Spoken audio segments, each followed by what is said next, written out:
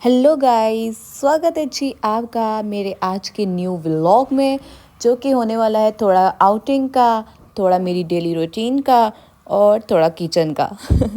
तो शुरुआत कर रहे हैं जी हम अपनी मॉर्निंग चाय से, जो मैंने खुद बनाई और फिर अपना कप लेके अपने रूम में आ गई। और साथ ही जी आज हमारे घर में बन रहे हैं शामी कबाब। उसकी भी रेसिपी मैं आप लोगों के साथ शेयर करूंगी, बट अनफॉर्चुनेटली जो फर्स्ट सीन था वो पहले से हो ही चुका था। बाद में मैंने जाके देखा, मम्मा ने सब कुछ ऐड करके कुकर को चूल्हे पे चढ़ा दिया था। बस मैं आपको वर्बली बता देती हूँ कि इसमें हमने 1 kg चना दाल और 1 kg ही बीफ बोटी ऐड की थी और तमाम किस्म के गरम मसाले ऐड किए थे मम्मा ने, और नमक मिर्चें यही कुछ ऐड किया था। बस 45 मिनट बाद कुकर खोला तो जी ये इसकी लुक थी। मैं आपको चेक करवा रही थी कि बीफ कितना टेंडर है, जो कि मेरे से नहीं हो पा रहा था। तुमसे ना हो पाएगा। बट आयशा ने भी कहा जी हिम्मत नहीं हारनी, तो फाइनली मुझे समझ आ गया कि इस तरह चमचा रख लेते हैं और चेक कर लेते हैं। और ये देखिए जी कितना अच्छी तरह से टेंडर हो गया था, बीफ गल चुका था। और पानी इसमें थोड़ा हमने ज़्यादा ऐड करना है ताकि सारी दाल और सारा बीफ जो है अच्छे से गल जाए, और बिल्कुल जब पानी इसमें ड्राई हो जाएगा तब तक हमने इसको पकाते रहना है। और काफ़ी ज़्यादा पकाने के बाद पानी इसमें काफ़ी ज़्यादा हद तक ड्राई हो चुका था, और बस ये अब तकरीबन रेडी होने ही वाला था, थोड़ा सा मज़ीद ड्राई करना था। तो यहाँ पर जी हमारा कबाब मिक्सचर हो गया था रेडी। फ्लेम को हम लोगों ने कर दिया था जी बंद, और अब इसके ठंडा होने का थोड़ा वेट करना था। जब ये थोड़ा ठंडा हो गया तो जी हम लोगों ने इसको करना शुरू कर दिया था ग्राइंड। आप लोग चाहो तो कूट भी सकते हो, उससे भी टेस्ट अच्छा आता है, और लेकिन हम लोग कूट नहीं रहते क्योंकि उस पर बहुत ज़्यादा मेहनत लगती है, तो हम लोगों ने ग्राइंड कर लिया था। जब ये अच्छा सा फाइन सा पेस्ट बन जाएगा तो फिर हम लोगों ने इसमें थोड़े से मसाले ऐड करने थे, और देन हमने कबाब बनाने थे। बहुत ज़्यादा भी ग्राइंड नहीं करना, हम इसको बस 20-30 सेकंड ही ग्राइंड कर रहे थे, और इतनी देर बाद हमारा मिक्सचर अच्छे से रेडी हो गया था। तो ये था जी हमारा फाइनल कबाब का मिक्सचर, जो अब अच्छे से ग्राइंड भी हो चुका था और रेडी हो चुका था। अब इसमें कुछ मसाले ऐड करने हैं, जैसा कि सबसे पहले बारीक चॉप किया हुआ सब्ज़ धनिया, उसके बाद सब्ज़ मिर्चें, और उसके बाद थोड़ा सा हम लोगों ने इसमें ज़ीरा डाला था तकरीबन 1.5 टेबलस्पून के करीब, और उसके साथ 1 या 1.5 टेबलस्पून के करीब ही हमने पिसा हुआ गरम मसाला ऐड कर दिया था। और उसके बाद हम लोगों ने ऐड करने हैं जी इसमें 4 अंडे। अंडे आप ज़्यादा या कम भी कर सकते हो, लेकिन ये बेसिकली इसलिए ऐड होते हैं कि कबाब का जो टिक्की होती है वो सही अच्छे से जुड़ जाए, मतलब कि वो जब हम लोग उसको फ्राई करने लगें तो वो टूटे नहीं। तो इसीलिए 4 अंडे हम लोगों ने इसमें ऐड कर दिए थे। तो फिर चीज़ को कर लेना है अच्छे से मिक्स। मुझे यहाँ पर मम्मा ने बोला कि सब्ज़ धनिया थोड़ा कम है तो आप इसमें और ऐड करो, तो फिर मैंने बाकी का भी ऐड कर दिया था इसमें।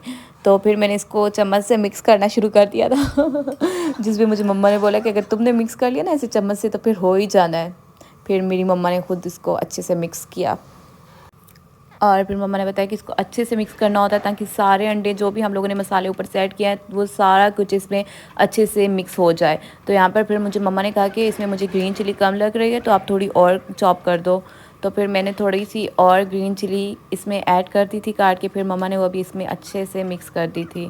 तो ये सब कुछ अच्छे से मिक्स करने के बाद हमने इसको थोड़ा सा रेस्ट देना है, देन उसके बाद हमने इसकी टिक्कियाँ बना लेनी है। तो जब तक जी उनको रेस्ट दे रहे थे तो फिर हम लोगों को भी काफ़ी भूख लग गई थी, क्योंकि कबाब बनाने पर मेहनत भी बहुत ज़्यादा होती है। सो घर में आज हम लोगों की बनी हुई थी बिरयानी, तो इतने टाइम में हम लोगों ने फिर खाना शाना खा लिया था, और बड़ा ही मज़ा आया बिरयानी खा के। तो खाना शाना खाने के बाद जी वापस फिर से हम लोग अपनी ड्यूटी पे चले गए। जो कबाब मिक्सचर हम लोगों ने छोड़ा था रेस्ट देने के लिए, उसके बाद हम लोगों ने इसको अब टिकिया बनाना शुरू कर दिया था। तो टिकिया बनाने में जी अक्सर हाथ चिपकने लग जाते हैं, तो इसके लिए आप साथ में पानी भी रख सकते हो या ऑयल भी रख सकते हो। जैसे आप लोग थोड़ा सा मिक्सचर लोगे उसके बाद कबाब बना लो, नेक्स्ट आप बनाने से पहले हाथ पानी में साफ़ कर सकते हैं या ऑयल भी लगा सकते हैं। तो मुझे मम्मा कह रही थी कि तुम्हारी तो बहुत बड़ी बड़ी बन रही है रोटियाँ जैसी, तुम अपनी मत दिखाना किसी को। और मेरी दिखाना, ये जो ज़्यादा वाली ट्रे है ये मेरी मम्मा ने बनाई थी, और जो खुली खुली रखी हुई है वो मैंने बनाई थी। तो इतनी मेहनत करने के बाद जी हम लोग निकल चुके थे थोड़ा घूमने फिरने। तो फ़र्स्ट ऑफ़ ऑल हम लोग गए थे थोड़ा सूप खाने। यहाँ पर ये नासिर चिकन कॉर्न सूप और मतीन चिकन कॉर्न सूप दोनों बहुत ही फेमस हैं और आपस में एक दूसरे के मुकाबले पे हैं। पहले मैं नासिर वालों से सूप लेती रहती हूँ, लेकिन मैंने इस दफ़ा कहा कि चलो अब मतीन को ट्राई करते हैं। और यार इनका सूप ये देखें लुक वाइज भी और खाने में भी इतना कोई ज़बरदस्त था यार, इतना कोई मज़ेदार था, मैं आप लोगों को बता नहीं सकती। अगर आप लोग भी रावलपिंडी में रहते हो या चांदनी चौक वाली साइड पे आपको चक्कर लगे तो ये सूप लाजमी ट्राई करना यार, बहुत बहुत मज़े का था ये।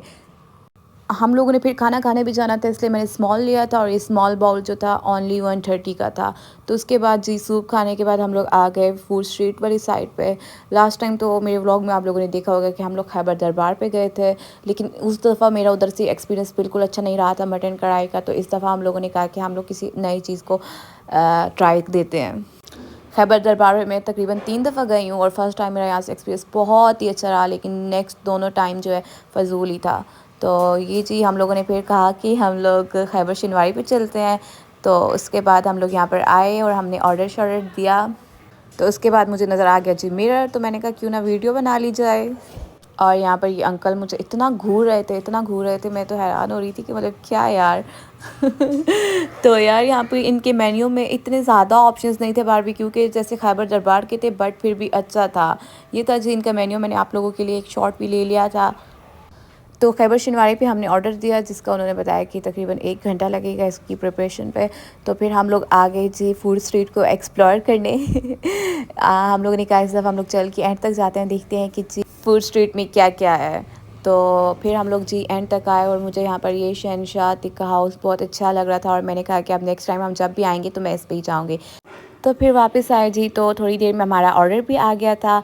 तो ये जी इनकी मटन कढ़ाई की लुक थी और इसके साथ साथ मैंने ऑर्डर किया था दुबई के नमकीन टिक्के चांप। तो ये दोनों चीज़ें की लुक है जी, और ये टेस्ट में बहुत बहुत बहुत यमी थे, बहुत ज़बरदस्त है यार, बस मैं आपको बता नहीं सकती। मैंने पहले इनको बताया था कि भाई खैबर दरबार से हमारा एक्सपीरियंस अच्छा नहीं रहा, तो यहाँ पर अगर खाना अच्छा नहीं हुआ तो हम वो भी रिटर्न कर देंगे। नमकीन टिक्का बहुत मज़े का था, कोई एक्स्ट्रा स्पाइसेस भी नहीं थे इसमें, यानी बहुत अच्छा एक्सपीरियंस रहा यहाँ पर हमारा। तो फिर खाना शाना खाने के बाद हम लोग निकल चुके थे बाहर, और इतनी सर्दी थी कि आज बिल्कुल रश भी नहीं था इस सर्दी की वजह से, और टाइम भी थोड़ा लेट हो रहा था। फिर हम लोग निकल गए जी वापसी की तरफ। तो फिर मैंने जाते जाते कहा कि ब्राउनी विद वनीला कौन ना खाए जाए, ऐसा कैसे हो सकता है। तो फिर हम लोग जी स्वीट क्रीम पे आ गए। यहाँ पर मैंने ऑर्डर की वैसे जैसे कि नॉर्मली करती हूँ, वनीला कोन और ब्राउनी विद वनीला। और इनकी वनीला कोन इतनी सस्ती, आई थिंक 120 या 130 की थी, और इतनी मज़ेदार यार। अब अगर आप लोग अगर इधर चेक कर लगे तो लाजमी ट्राई करना, बहुत बहुत यमी थी, मैकडोनल्ड से भी अच्छी थी। और इनकी ब्राउनी भी बहुत बहुत यमी थी और बहुत फ्रेश भी थी, उसी टाइम रेडी करके लाए थे, और गर्म भी थी, बहुत यमी थी यार ये। यार टेस्ट के साथ साथ ये सस्ती भी बहुत ज़्यादा थी। तो फिर आइसक्रीम और ब्राउनी शाउनी खाने के बाद हम लोग निकल चुके थे जी वापस अपने घर की तरफ। सो गाइज़, अगर आज का ये व्लॉग आप लोगों को पसंद आया हो तो लाइक शेयर और सब्सक्राइब करना मत भूलिएगा। मिलते हैं जी नेक्स्ट वीडियो में, तब तक के लिए अल्लाह हाफिज़।